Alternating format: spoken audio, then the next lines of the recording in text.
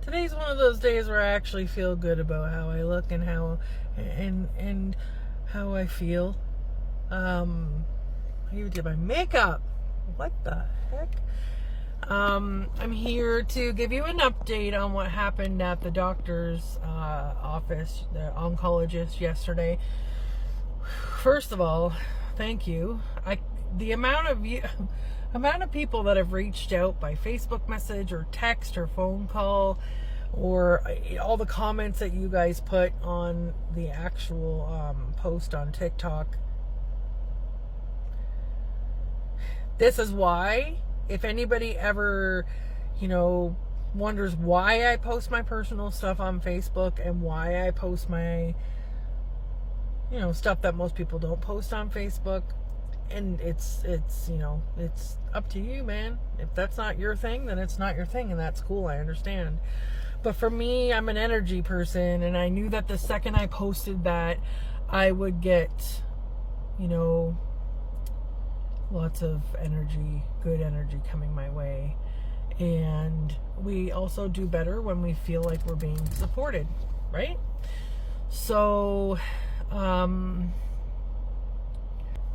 it was pretty emotional every time I go there, because the breast clinic is directly across from intensive care, which is where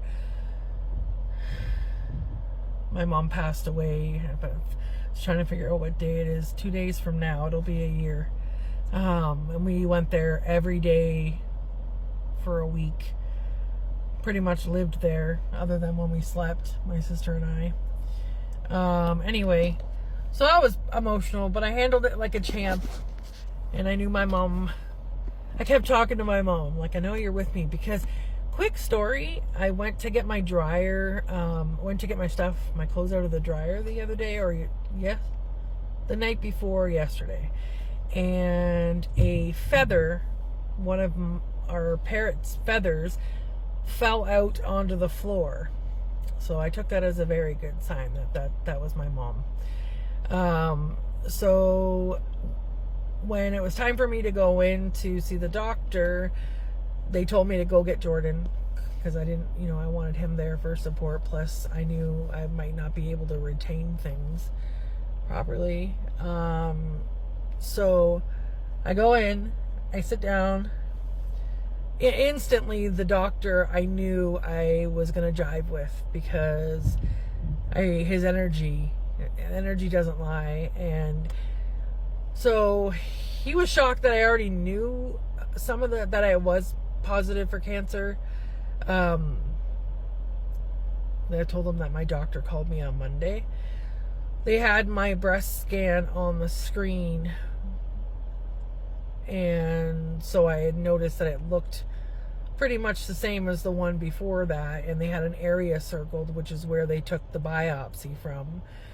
I'll have to come back later with an actual description, because my memory is terrible, of what they diagnosed me with. So it's called D as in dog, C as in cat, I-S, DCIS. So if you look it up, it's basically, how there's stage 1, stage 2, stage 3, stage 4. Well, what I have is considered stage 0. So that's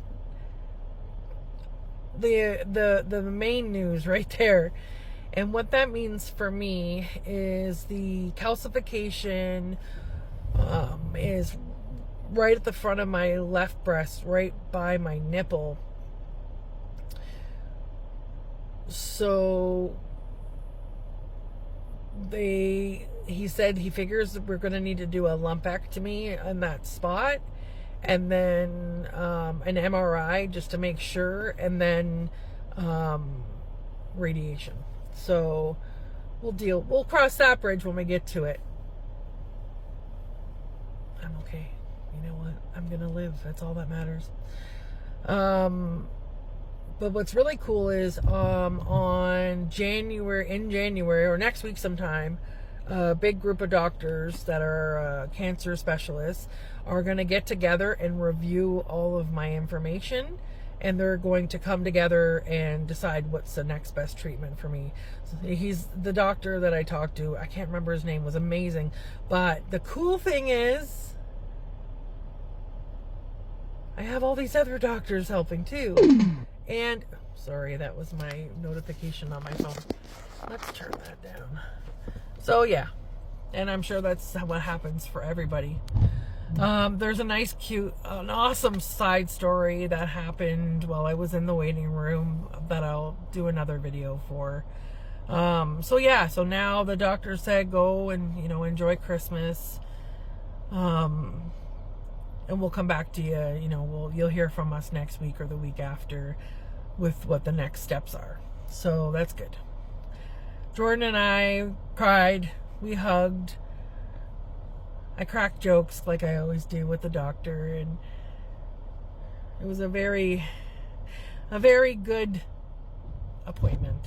And, you know, nobody wants breast cancer at all, but if you're gonna have, okay, so let me just tell you the reason why. I'm not saying this is possible for everybody, but for me, I went for the mammogram. I put it off for so freaking long, but I finally went after our mom passed away. And early detection is key, okay? So I'm looking at you who hasn't been for a mammogram. If you're over 40, obviously go by your doctor and what they say, but you need to advocate for yourself. If you feel like you need one, then take the steps. If you have questions on how to do that, just send me a message. I will tell you anything I know. But yeah. So DCIS. And basically that means that it's static. That I believe it stays in one area. Obviously, if we don't do something about it, it'll be not good. It'll start to spread. But I am so freaking grateful. Just saying, I'm so grateful. We'll cross the next bridges when we get to it, right? Them. For now, I'm taking off in my Jeep to go pick up my sister and count my blessings and be grateful for the entire freaking day. And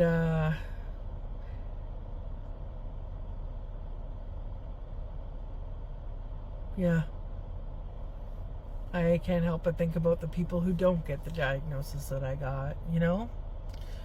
But that's one of my lessons through all this, is I know once everything is done and I'm clear and I can go back to work and all that stuff, I'm going to do whatever I can to help others going through this situation. Some people are alone going through this, you know?